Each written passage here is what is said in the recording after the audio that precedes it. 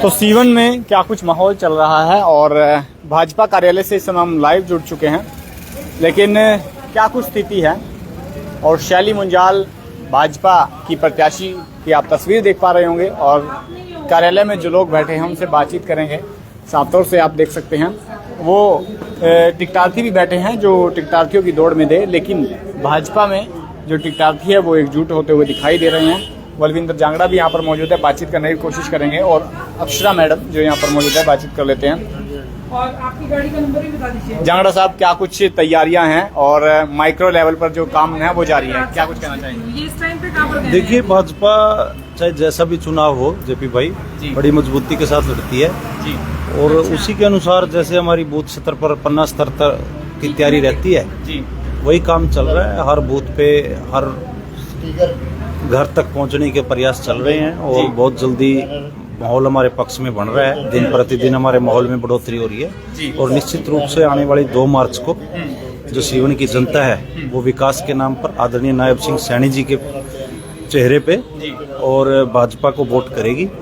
और हम आने वाली 12 मार्च को जब नतीजे आएंगे तो आप देखना सीवन में कमल खिलेगा शैली जी के रूप में। तो नायब सिंह सैनी की रैली की बात कही जा रही है, कितना माहौल परिवर्तन मानते हैं और कितना बूस्ट मिलने वाला है सीएम की रैली से? देखिए, आज के दिन नायब सिंह सैनी जी हमारे जो आदरणीय मुख्यमंत्री हैं, आज तक के सबसे लोकप्रिय मुख्यमंत्री माने जा रहे हैं। जहां भी प्रचार करने जाते हैं, चाहे वो कहीं भी जाएं, राजस्थान में जाएं, दिल्ली में जाएं, दिल्ली का देखिए एक तरफा उन्होंने माहौल बना दिया है आदरणीय नायब सैनी जी ने। आज के समय में उनका क्रेज है, पब्लिक उनको सुनना चाहती है, देखना चाहती है, उनको पसंद कर रही है।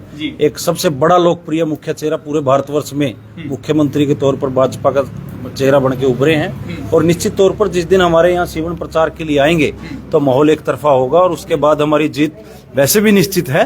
भाजपा की जो नीति है, जनहित के कार्य हैं, उनके कारण हमारी जीत निश्चित है।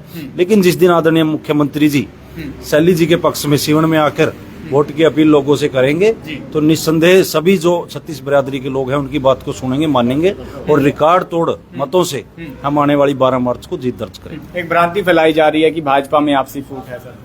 ना, किसी कार्यकर्ता की कोई फूट नहीं है। सभी कार्यकर्ता अपने अपने स्तर पर जिस भी कार्यकर्ता का जो भी काम है, जो हमेशा से रहता है भाजपा का, कोई नई नहीं है। जो भी प्रशिक्षित कार्यकर्ता है भाजपा का, उसको कुछ समझाने की बताने की जरूरत नहीं है। वो अपने स्तर पर हर टाइम, दिन रात, सुबह शाम, किसी भी जो तरीका है भाजपा का उसमें लगा हुआ है। किसी तो जानकारी के लिए मैं बता दूं, बलविंदर जांगड़ा वो शख्सियत है जो सीवन नगर पालिका में उनका टिकटार्थियों की दौड़ में मुख्य नाम था, लेकिन भाजपा में एकजुटता यहाँ पर आपको दिखाई देगी। तमाम नेता आपको जब नामांकन भरा था तब भी बलविंदर जांगड़ा और तमाम प्रत्याशी एक ही जो टिकटार्थी थे वो एक ही गाड़ी में सवार बैठे हुए दिखाई दिए थे।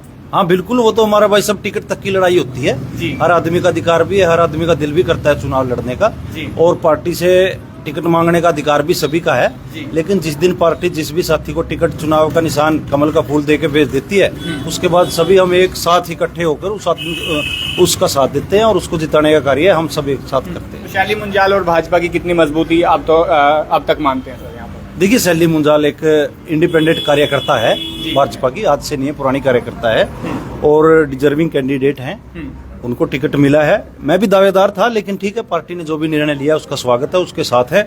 और शैली मुंजाल की अपनी एक पहचान है सीवन में और भाजपा के सभी कार्यकर्ता और सीवन की जो जनता है, देवतुल्य जनता है, जो वोटर है, एक एक को साथ लेके मजबूती से भारतीय जनता पार्टी की जो जनहितकारी योजनाएं हैं आदरणीय नायब सिंह सैनी जी के द्वारा, जो मुख्यमंत्री मनोहर लाल जी के द्वारा और हमारे आदरणीय श्री अशोक गुज्जर जी हैं, मनीष कटवाड़ जी हमारे जिलाध्यक्ष हैं, उनके द्वारा सदस्य कार्यकर्ताओं को मजबूत किया जाता है। वो सारी जनहितकारी योजनाएं वोटरों तक पहुंचाएंगे और सीवन की जनता के सहयोग से जीत निश्चित दर्ज करेंगे। तो यानी आप साफ तौर से देख सकते हैं जो बलविंदर जांगड़ा और तमाम लोग हैं वो भाजपा कार्यालय में लगातार एकजुटता से काम करते हुए दिखाई दे रहे हैं। महिलाओं की बातचीत कर लेते हैं, महिलाओं से भी बातचीत कर लेते हैं। मैडम, क्या कुछ कहना चाहेंगे?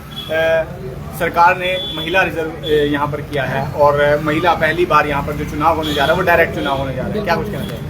मैं यही कहना चाहूंगी कि सबसे पहले तो हमारी यहाँ पर ट्रिपल इंजन की सरकार आएगी और ये वैसे भी हमें थोड़ा प्रैक्टिकल होकर समझना चाहिए। जो सरकार हमारी ऊपर है वो यहाँ आएगी तो काम करना और आसान हो जाएगा और अच्छे से होगा। और हमारी महिला उम्मीदवार हमारी शैली मुंजाल जी हैं वो आपको पता है इंडिपेंडेंट लेडी भी हैं, एक चेहरा है, जाना माना चेहरा है भारतीय जनता पार्टी का। तो वो काम करने में, यहाँ की प्रगति में बहुत साथ देंगी और दिल से काम करेंगी। मैं तो बल्कि यहाँ की बेटी हूँ, अगर पर्सनली भी लेती हूँ तो मेरे लिए तो सभी, चाहे वो निर्दलीय कैंडिडेट भी है, सभी के साथ कुछ ना कुछ रिश्ता है। तो और एक महिला होने के नाते सबसे पहला रिश्ता मेरे महिला होने के नाते है। तो सभी की सभी अपने आप में डिजर्विंग है, पर हमें ये चीज भी ध्यान में रखना चाहिए कि भी हमारे ऊपर सरकार कौन सी है। ट्रिपल इंजन की जो हमारी सरकार आएगी वो अच्छे से काम कर पाएगी। तीसरा इंजन जुड़ पाएगा मैडम? बिल्कुल जुड़ पाएगा। आजकल के लोग समझदार हैं और सबको पता है। शायद थोड़ा मैं फिर से बोलूंगी कि भी जातिवाद की प्रॉब्लम हो सकती है, पर समझदारी की किसी को भी कोई प्रॉब्लम नहीं है। सभी समझदार हैं, सबको पता है कि भी जो ऊपर सरकार है वही सरकार यहाँ पर अच्छे से काम कर पाएगी।